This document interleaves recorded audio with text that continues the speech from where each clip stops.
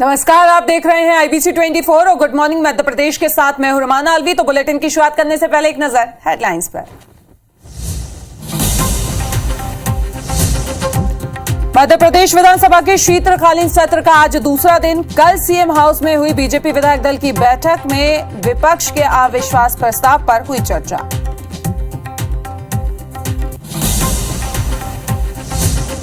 मध्य प्रदेश में संविदा स्वास्थ्य कर्मियों की हड़ताल जारी। 6 सूत्रीय मांगों को लेकर 6 दिन से प्रदर्शन कर रहे कर्मचारी।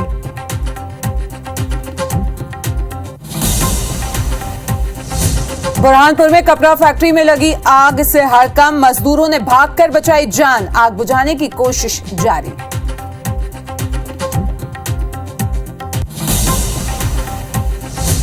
मध्य प्रदेश में प्रशासनिक विभाग में फिर फेरबदल। 3 IAS अधिकारियों का तबादला। सामान्य प्रशासन विभाग ने जारी किया आदेश।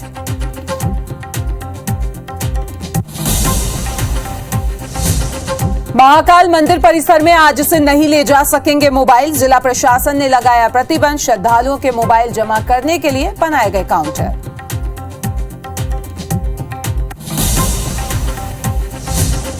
मध्य प्रदेश छत्तीसगढ़ में फिर बढ़ी ठंड। राजधानी भोपाल में पारा 10 डिग्री तक गिरा। छत्तीसगढ़ में बादल छंटने से तापमान में गिरावट।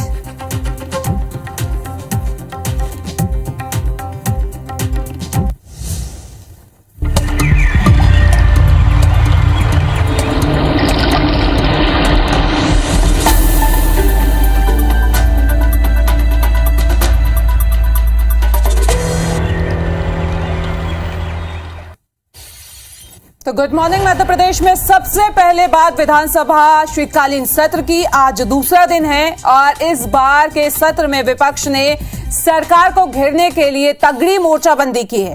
सत्र के पहले दिन मुख्यमंत्री निवास पर बीजेपी विधायक दल की बैठक हुई। बैठक के बाद गृह मंत्री नरोत्तम मिश्रा ने बयान जारी करते हुए कहा कि बैठक में विपक्ष के अविश्वास पर चर्चा को लेकर सहमति बनी है। प्रस्ताव पर विपक्ष को जवाब देने के लिए विधायकों को टिप्स भी दिए गए हैं। विपक्ष के लिए रणनीति भी तैयार की गई है। अविश्वास प्रस्ताव को लेकर विधानसभा अध्यक्ष जो भी तारीख तय करेंगे उसमें चर्चा करने के लिए तैयार हैं। हम विपक्ष के सभी सवालों का जवाब देने के लिए भी तैयार हैं। बैठक में शामिल होने से पहले गृह मंत्री ने बयान जारी करते हुए कहा कि मदरसे की जांच पर यह एक प्रक्रिया है। हमने किताब का उल्लेख किया है। अगर किताब में आपत्तिजनक कंटेंट है तो उसे ठीक होना चाहिए। करीब 1.5 घंटे तक ये बैठक चली।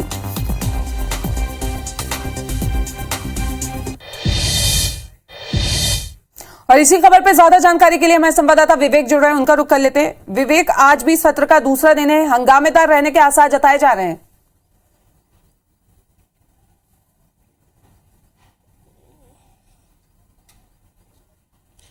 मध्य प्रदेश विधानसभा का सत्र जो है कल से शुरू हुआ है, शीतकालीन सत्र, और आज दूसरा दिन है। आज प्रश्नकाल से सत्र की सुबह 11 बजे शुरुआत होगी और उसके साथ ही सबसे बड़ी बात यह है कि विधानसभा की जो कार्रवाई है वो हंगामेदार होने के आसार है, क्योंकि विपक्ष ने सरकार के खिलाफ अविश्वास प्रस्ताव के लिए आरोप पत्र कल विधानसभा को सौंप दिया है। अब देखना होगा कि ये अविश्वास प्रस्ताव ग्राह्य होता है या नहीं होता है। यदि ये स्वीकार होता है तो निश्चित तौर पर इस पर बहस होगी, गर्मागर्म बहस होगी सत्ता पक्ष विपक्ष के बीच।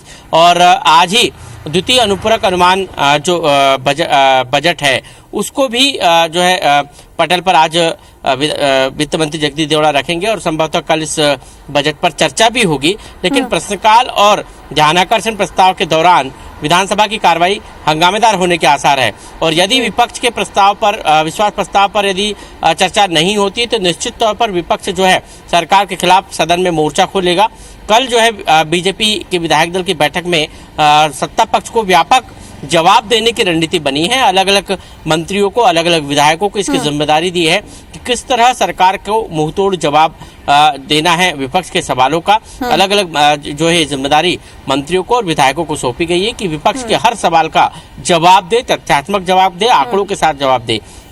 और इसलिए कह सकते हैं कि यदि अविश्वास प्रस्ताव पर चर्चा नहीं भी होती है तो कहीं न कहीं विपक्ष हंगामा करेगा और सत्ता पक्ष और विपक्ष के बीच तीखी बहस देखने को मिलेगी। देखना होगा आज सुबह जब 11 बजे सदन की कार्रवाई शुरू होगी तब क्या कुछ नजारा देखने को मिलता है। बिल्कुल, तो तैयारी दोनों तरफ से कर ली गई है, देखना है कि क्या होगा। बने रहिए विवेक हमारे साथ। एक और बड़ी खबर आ रही है मध्य प्रदेश से ही, जहां पे एमपी में संविदा स्वास्थ्य कर्मियों की हड़ताल जारी है और आज छठा दिन है। नियमितीकरण की मांग यहाँ पे कर रहे हैं स्वास्थ्य कर्मी और निष्कासित कर्मचारियों की बहाली भी की जाए, ये भी उनकी मांग है। और ज्यादा जानकारी के लिए हमारे संवाददाता विवेक हमारे साथ जुड़े हुए हैं, उनका रुख कर लेते हैं। तो विवेक जुड़े हुए हैं। विवेक, आपसे जानना चाहेंगे कि छठा दिन है आज और लगातार मांगे जो है वो की जा रही हैं, लेकिन आपसे ये जानना चाहेंगे कि सरकार की तरफ से कोई पहुंचा है क्या, उनसे बात हुई कि कब तक ये जो हड़ताल है वो खत्म होगी?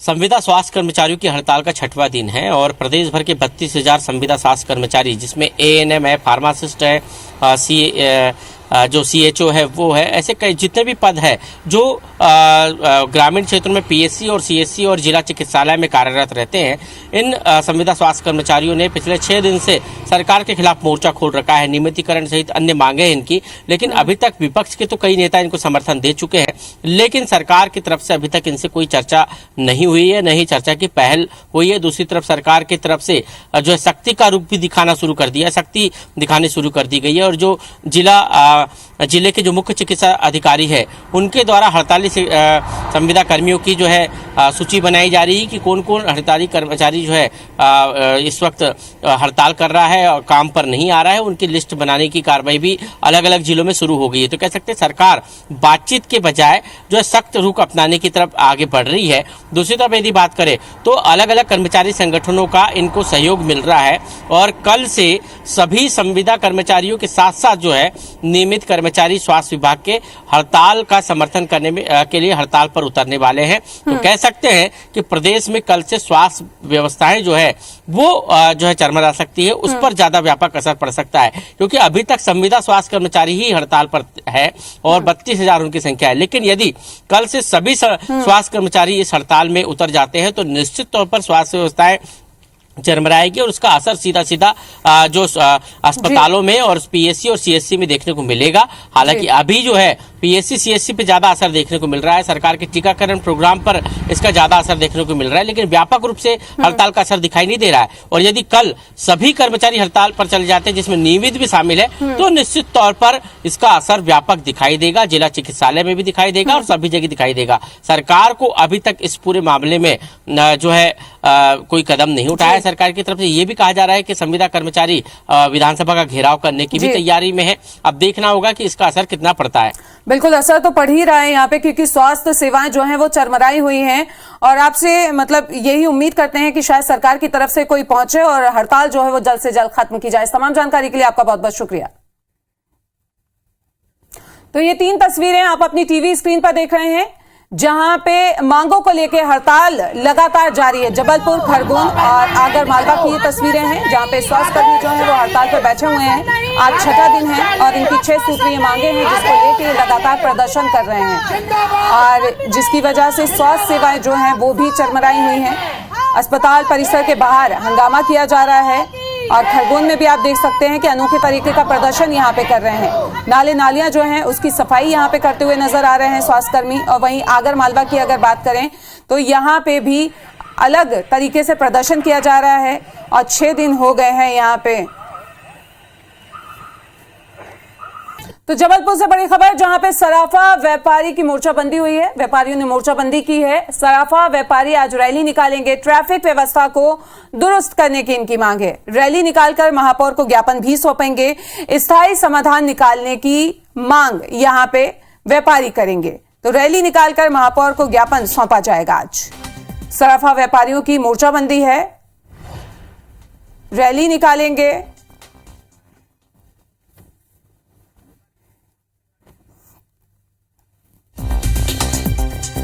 तो ट्रैफिक व्यवस्था को दुरुस्त करने की, ठीक करने की मांग यहां पे की जा रही है।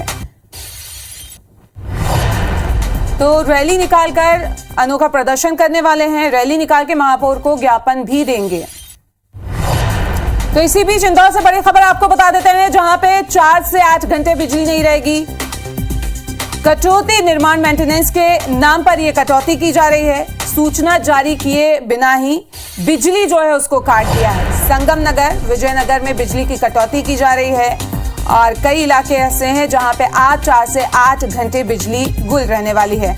मेंटेनेंस के नाम पर बिजली कटौती की जा रही है और जिस जगह पे बिजली कटौती की जा रही है वहां के लोगों को कोई भी सूचना जारी नहीं की गई। बिना सूचना, बिना जानकारी के बिजली काट दी गई, जिसकी वजह से जो लोग हैं वो काफी परेशान हो रहे हैं। तो लगातार मध्य प्रदेश की अगर बात करें तो मेंटेनेंस के नाम पे चाहे पानी हो या बिजली की समस्या आए दिन सामने आ रही है और आज शहर में 4 से 8 घंटे तक बिजली नहीं रहेगी। मेंटेनेंस के नाम पर ये बिजली काटी गई है, कोई सूचना, कोई जानकारी नहीं दी गई और बिजली काट दी गई, जिसकी वजह से आम लोगों को काफी परेशानी का सामना यहाँ पे करना पड़ रहा है। तो आम लोगों की मुश्किलें बढ़ गई हैं। जाहिर है सुबह का टाइम होता है, ऑफिस जाना होता है, स्कूल जाना होता है, लोगों को काफी परेशानी आज यहाँ पे होने वाली है और हो रही है। मेंटेनेंस का काम यहाँ पे चल रहा है, लेकिन बिना जानकारी के बिजली यहाँ पे बिजली विभाग की तरफ से काट दी गई।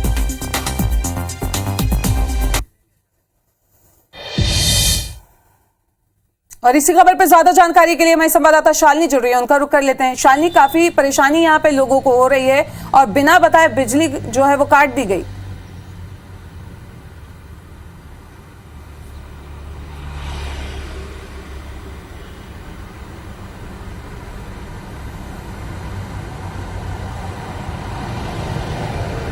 शालिनी, आपको आवाज आ रही है? आप सुन पा रही हैं क्या?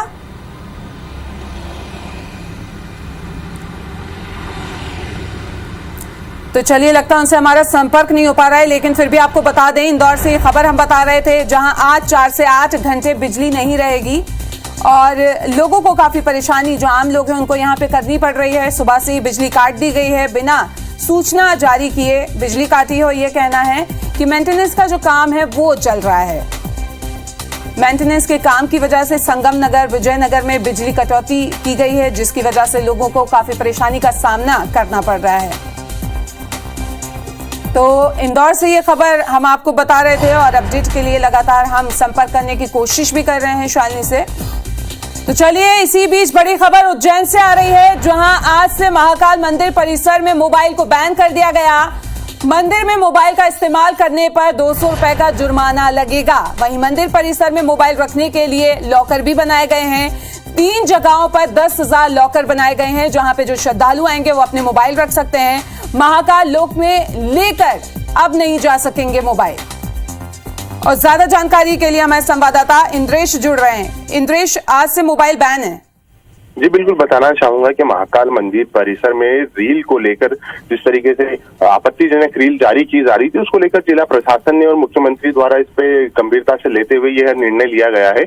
और चूंकि अब पूरी व्यवस्था के बाद में आज से पूर्ण रूप से मोबाइल प्रतिबंधित कर दिए गए हैं। यहाँ तक कि जो सुरक्षा कर्मी है महाकाल मंदिर के, उनको भी मंदिर परिसर में मोबाइल ले जाने पर प्रतिबंध लगाया गया है। और वहीं किसी के पास यदि मोबाइल पाया जाता है तो उसके मोबाइल जब्त किया जाएगा और 200 रुपए का जो है चालान काटा जाएगा। वहीं देखा जाए तो यहाँ मोबाइल रखने के लिए विशेष अनुमति के साथ ही, मतलब देखा जाए तो मंदिर के जो अधिकारी लोग हैं उनको भी मोबाइल रखने की अनुमति नहीं है अभी हाल में। लेकिन फिर देखा जाए तो इन सारी चीजों के बाद में भी जो महाकाल लोक जो बना हुआ है वहाँ पे मोबाइल प्रतिबंधित नहीं है, लेकिन परिसर में प्रतिबंधित है। आपको बता दें कि यहाँ 3 प्रवेश द्वार है महाकाल मंदिर में प्रवेश के लिए, तो वहाँ तीनों गेटों पे 3 काउंटर बनाए गए हैं और तीनों की संख्या यदि हम मिला के बात करें तो 1 लाख से अधिक मोबाइल जो यहाँ पे रखे जा सकते हैं। और जब श्रद्धालु द्वारा जब मोबाइल जमा किया जाएगा तो उन्हें एक QR कोड दिया जाएगा और उसका फोटो लिया जाएगा और जो श्रद्धालु फोन जमा कर रहा है उसी श्रद्धालु को फोन वापस किए जाएंगे। लेकिन इंद्रेश, यहाँ आपसे ये भी जानना चाहेंगे, ये सिर्फ आम श्रद्धालुओं के लिए है या फिर VVIP या VIP जो आते हैं सबके लिए एक ही तरीके का प्रोटोकॉल रहेगा? देखिए, बताना चाहूंगा कि अभी जो व्यवस्था बनाई गई है वो है आम श्रद्धालुओं के लिए, लेकिन जो VVIP जो रहते हैं उनका प्रोटोकॉल एक अलग रहता है, इसलिए उस विषय को लेकर अभी इस तरह का कोई निर्णय नहीं लिया गया। और अभी जो आदेश जारी हुआ उसमें यह स्पष्ट रूप से लिखा गया है कि यह पूर्ण रूप से श्रद्धालुओं पर लागू किया जाता है, तो इसलिए मतलब इसमें VIP और VVIP के जो लोग हैं उन पे लागू नहीं होता है ये। चलिए, तो आज से बैन रहेंगे, आम श्रद्धालु मोबाइल जो है वो अंदर नहीं ले जा पाएंगे। तमाम जानकारी के लिए आपका बहुत बहुत शुक्रिया।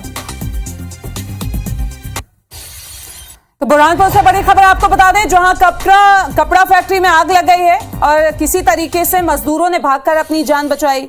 आग बुझाने की कोशिश लगातार की जा रही है। आग किस वजह से लगी है अभी फिलहाल ये पता नहीं चल पाया है। निबोला थाना क्षेत्र की ये पूरी घटना है और ये तस्वीरें भी आप देख सकते हैं और अंदाजा लगा सकते हैं कि आग कितनी भयानक लगी होगी। फैक्ट्री में आग लगी, कपड़ा फैक्ट्री है ये। आग बुझाने की कोशिश यहाँ पे की जा रही है और ये अच्छा रहा कि जो मजदूर थे वो फैक्ट्री से निकले, भागे जैसे ही आग लगी और किसी तरीके से भागकर उन्होंने अपनी जान बचाई है। तो ये अंदाजा लगा सकते हैं आप आग को देखकर। ज्यादा जानकारी के लिए हमारे संवाददाता दिलीप जुड़ गए हैं। दिलीप, आग पे काबू पा लिया गया है और कारण पता चला कि किस वजह से आग लगी? जी, मैं बता दूं कि आग पर काबू पा लिया गया है, लेकिन अभी आग लगने का कारण सामने नहीं आ पाया है। करीबन 6 घंटे हो चुके थे आग लगने को। बड़ी मशक्कत नगर निगम के कर्मचारियों को करना पड़ी आग बुझाने के लिए। वहीं महापौर भोपाल गई हुई थी और जैसे ही उनको जानकारी लगी, भोपाल से सीधे वो घटनास्थल पर पहुंचे हैं और नगर निगम के अधिकारी को दिशा निर्देश भी दे रहे हैं। चलिए, तो आग पे काबू पा लिया गया है और कारणों का पता लगाने की कोशिश यहाँ पे की जा रही है। इस तमाम जानकारी के लिए आपका बहुत बहुत शुक्रिया।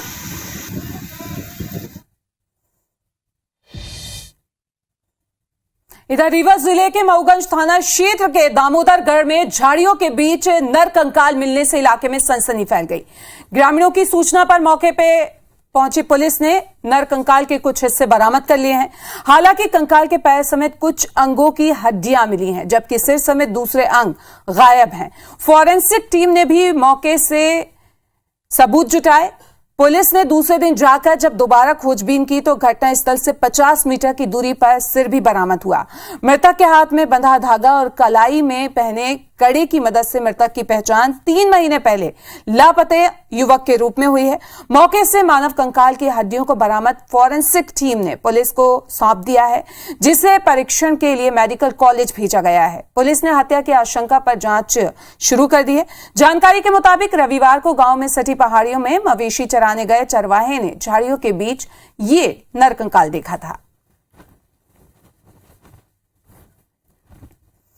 तो इधर रीवा के एसपी ऑफिस में एक बुजुर्ग महिला अपनी समस्या लेकर पहुंची और लगातार रोती रही। बुजुर्ग महिला का कहना है कि उसके पति और बेटी को एक सड़क हादसे में झूठे मामले में फंसाया गया है, जिसको लेकर उच्च स्तरीय जांच की मांग के लिए वो पिछले 3 साल से भटक रही है। महिला का कहना है कि जब हादसा हुआ तब उसका बेटा हैदराबाद में मौजूद था। शिकायत के बाद एसपी ने आश्वासन दिया है कि घटना की फिर से जांच कराई जाएगी, जिसके बाद कोर्ट में कार्रवाई के लिए भेजा जाएगा। हमरे लड़का बच्चन का ST/SC का मुकदमा परिवार लोग गांव के ठाकुर झूठा 4 साल पहले करवाइन। हमरे नाती के ठोकर लाग, हमारी रिपोर्ट दर्ज नहीं भय। कौनो अधिकारी हमारे कैसे मुकदमा नहीं कायम कराइन की इनहू के रिपोर्ट तो लिखी जाए। आज हम रोबर लागत हमारे हार्ट के मरीजन की हम चाहे प्राण चला जाए। इतने अत्याचार भ्रष्टाचार मोदी के जमाने में क्या बड़े अधिकारी नहीं सुनते, काहे के बैठे हैं। माता जी आई थी, इनका 2020 में एक इनके बच्चे का एक्सीडेंट हो गया था। उस पर इनके घर वाले और गांव के लोग गाड़ी को रोक करके मारपीट की है उनके साथ और गाड़ी छीन के अपने घर पे रख लिया था। इसकी रिपोर्ट पर थाना शाहपुर मऊगंज संभाग में इनके विरुद्ध रिपोर्ट पंजीबद्ध की गई थी। इनके पति बच्चों के खिलाफ जब भी इनको नोटिस मिलती है तो ये अपनी आवेदन लेकर के यहाँ आ जाते हैं। और इधर ग्वालियर के सीबीआई कोर्ट ने पीएमटी केस से जुड़े आरोपी गौरव गुप्ता और राहुल यादव के आखिरी तर्क पेश किए, जिसके बाद राहुल को 4 साल की सजा सुनाई और गौरव को चारों मामलों में बरी कर दिया गया। दरअसल गौरव ने फर्जी तरीके से पीएमटी पास की थी। पुलिस पूछताछ के दौरान पीएमटी कांड के सरगना दीपक यादव ने गौरव गुप्ता के फर्जी बारे का खुलासा किया था। इधर आशीष चतुर्वेदी ने भी आपत्ति करते हुए गवाही का हक मांगा है, लेकिन कोर्ट ने विचार नहीं किया। अब आशीष हाईकोर्ट जाने की तैयारी कर रहा है। अब बात सिंगरौली की करेंगे। आपको बता दें, यहां के करोदिया उप स्वास्थ्य केंद्र में भारी लापरवाही देखने को मिली है। डॉक्टर और नर्स मौजूद नहीं होने की वजह से एक महिला ने अस्पताल के बाहर सड़क पर ही बच्चे को जन्म दे दिया। प्रसव के दौरान वहां मौजूद लोगों ने महिला को कवर करने के लिए बेडशीट पकड़ ली। इधर मामले पर स्वास्थ्य अधिकारी ने कुछ भी कहने से इनकार कर दिया। कोई ना सुन रहा है। जोते जोते यहीं पे पैदा हो गया बच्चा हमारा। मध्य प्रदेश में जनसंख्या नीति को लागू करने के लिए 22 साल बाद भी अमल न किए जाने पर हाईकोर्ट ने राज्य सरकार को नोटिस जारी किया और 4 हफ्तों में जवाब मांगा है। हाईकोर्ट ने राज्य सरकार से पूछा है कि प्रदेश में साल 2000 में लागू की गई जनसंख्या नीति की आज क्या समीक्षा क्यों नहीं हुई, इसके तहत गठित कमेटियों की बैठक क्यों नहीं हुई और आखिर कब सरकार इस नीति पर अमल करेगी। आपको बता दें कि हाई कोर्ट में ये याचिका जबलपुर के नागरिक उपभोक्ता मंच ने दायर की है।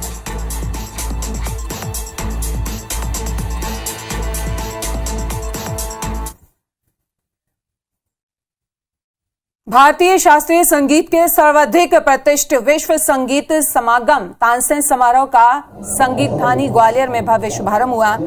हजीरा स्थित सुर सम्राट तानसेन की समाधि के पास चंद्रकेशव मंदिर बेलूर की थीम पर बने भव्य और आकर्षक मंच पर देश के सुप्रसिद्ध बांसुरी वादक पंडित नित्यानंद हल्दीपुर मुंबई को राष्ट्रीय तानसेन सम्मान से नवाजा गया। साथ ही मुंबई की संस्था Samaveda society for performing art को राजा मानसिंह तोमर सम्मान से अलंकृत किया गया। समारोह में संस्कृति मंत्री उषा ठाकुर, संभाग आयुक्त दीपक सिंह मौजूद रहे। सर सामने आ जाइए सर, पंडित जी को भी आगे बुला लीजिए। इधर सिवनी में 4 शावकों के साथ बाघिंग नजर आई। पेंच टाइगर रिजर्व में बाघिंग रूनी जुनी का पर्यटकों ने दीदार किया और शावकों के साथ सड़क पार करते हुए बाघिंग की खूबसूरत तस्वीरें पर्यटकों ने अपने कैमरे में कैद की।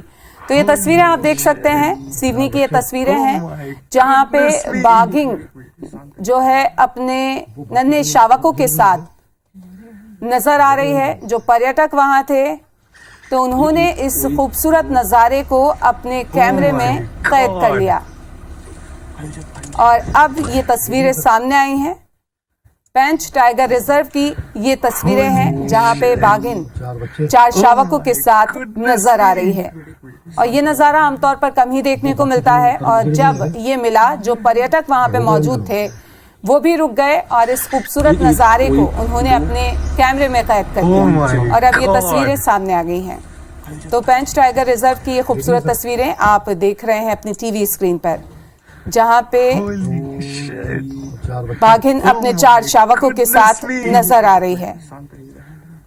वो बाकी जन वो कर्मचारी में है रे, अब हो गए अंदर और फिलहाल यहाँ रुकेंगे एक छोटे से ब्रेक के लिए।